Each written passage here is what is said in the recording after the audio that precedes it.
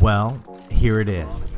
My very first 100 killed game in all the time that I ever played Call of Duty. It was on the map Silo. What's going on, guys? Great Disciple back with another video. I really hope you enjoy this game. Now, you're going to see how careful I was when I played this match, and I'm going to tell you a lot about it. First off, I'm using my favorite gun of all time in Black Ops, and it was the G11. Now, I used the FAMAS a ton, and I had the most kills with the AK-47, but this G11, it was a skill weapon in my opinion. Not many people used it. I rushed with it towards the end of the game. It was my favorite gun to rush with because it was so powerful. And at range, it would beat a Commando or an AK or an M16 or a FAMAS or a Galil. It would dominate the maps. And most people didn't use it though, which was fair enough. I think it's one of the reasons I was so attracted to it.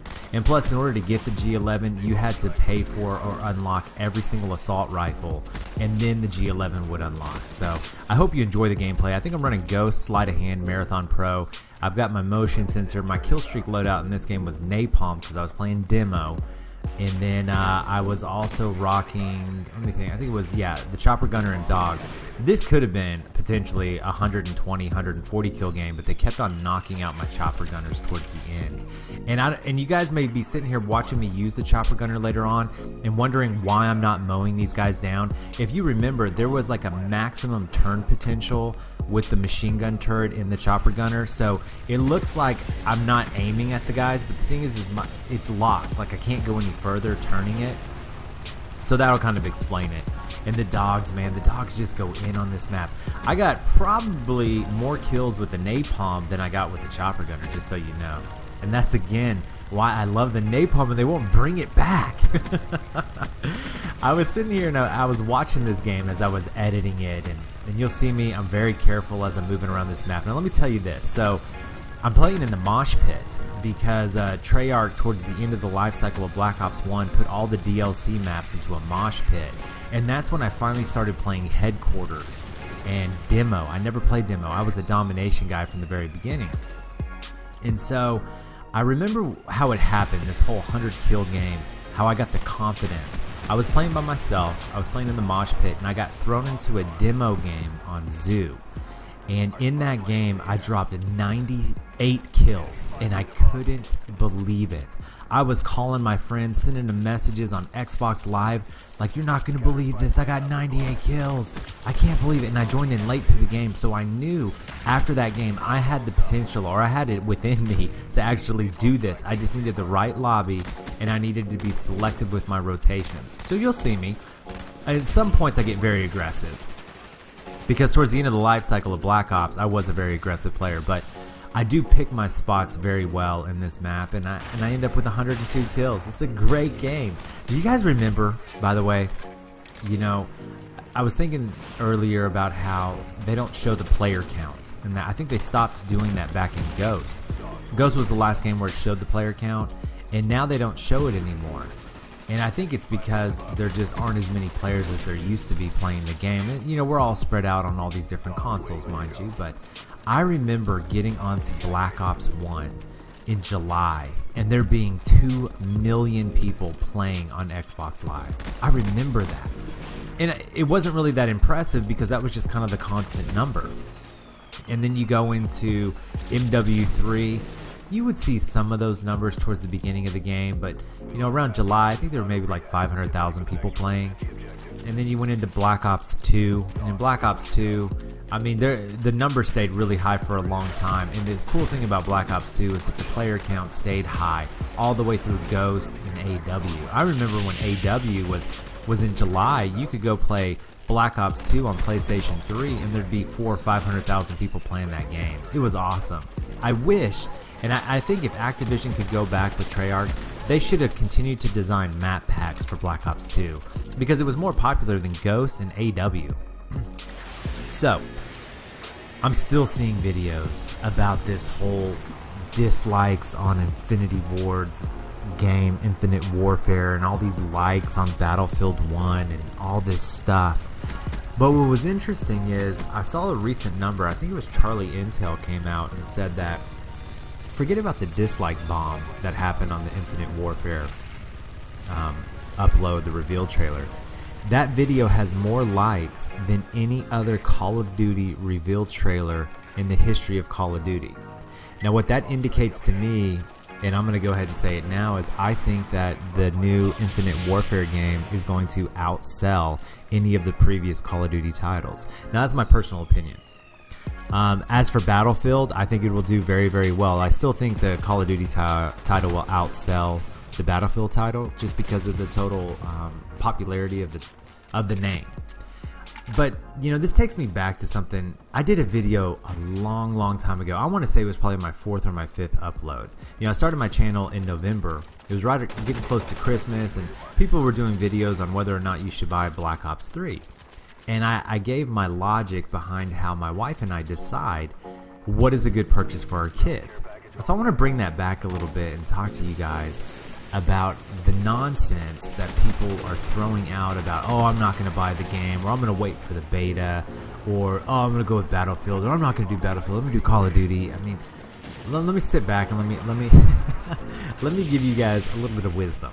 Okay, when purchasing a video game, the way that I justify a purchase in any game that I'm going to buy is for every $1 that I spend on that game, I want to get at minimum 1 hour's worth of playtime out of it.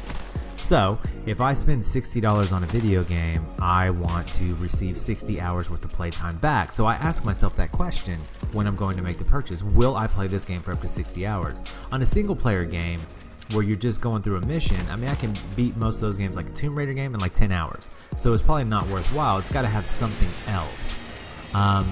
So when I look at Call of Duty Infinite Warfare, will I play that game 60 hours? You better believe it. I'm going to buy the game. It just makes sense. Battlefield 1, for me, would I play that game 60 hours? Well, let me give you an example. I have Battlefield 4, and I think in all the time that I've owned that game, which is about a year and a half, I played it for 7 hours. Now, I bought the game used, so I feel like I got my money's worth out of it, but would I buy Battlefield 1 for full price? Probably not, but that's just because I'm not a Battlefield player. Although, I will say, some of you YouTubers out there are starting to convince me, and I'm thinking about popping in my BF4 disc and seeing if I can get accustomed to it again, because we're about to see some more reveal trailers and multiplayer trailers and all that kind of stuff on these games, and if it looks good, I may actually go for it. I don't know. We'll see. So that's what I put forward to you guys. I mean, stop slamming the title. Stop thinking that Battlefield's better than Call of Duty or Call of Duty's better than Battlefield. You just have to determine what's best for yourself. Would you sit down and play that game for 60 hours to equate to the cost? That's the way that I logically look at most of my, you know, I guess luxury items that I purchase with my wife, especially for my kids, is, you know, if I'm going to spend $50 on a Lego set for my son, do I think my son's going to play with that Lego for 50 hours? And if I don't think it's going to happen, chances are I'm probably not going to buy it.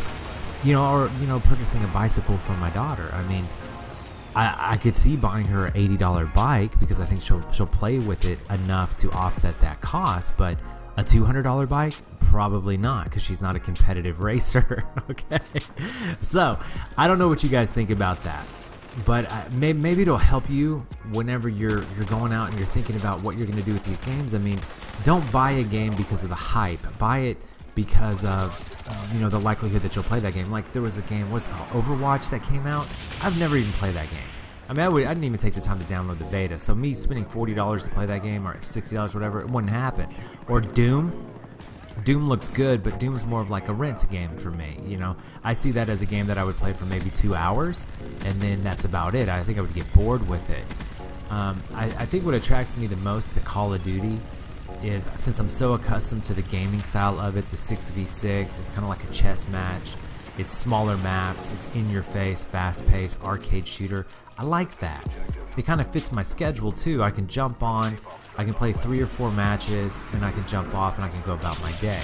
I never felt that way about Battlefield, that I could jump on, play 4 or 5 matches in 45 minutes and go on with my day. It's not fast paced enough to give me that fix, I guess you could say. Kind of like a, I don't want to say a drug, but you know what I mean, that gamer fix where you want to feel like you did something, like you own something, like you achieved something. I never felt that when I was playing Battlefield. Even when I played their free-for-all game mode, which isn't bad, mind you. That's what I tended most towards when I played free-for-all. Or sorry, Battlefield was their free-for-all mode. It was actually kind of fun, and I won a lot of those matches. I don't think they called it free-for-all though. Wasn't it like King of the Hill? I don't know, man. I don't know. So, I hope you guys enjoyed this gameplay. It was a lot of fun, and I wish that, you know, Black Ops 1 right now felt like it did back then, but it's never going to come back for me. I'm still debating right now if I'm going to do the COD 4 remastered title with Infinite Warfare, if I'm just going to go Infinite Warfare. I'll probably get both just to try them out, mix it up on my channel some, but we'll see. I hope you guys enjoyed this gameplay. Like I said, it's a very special one to me, and I'm glad I'm uploading it. As always, hit that thumbs up button if you enjoyed the video. Leave a comment down below. Let me know if that helped you a little bit when you're trying to reason out buying one of these games. And if you're new to the channel, you like what you hear, subscribe for more. I'll see you in the next one. Bye.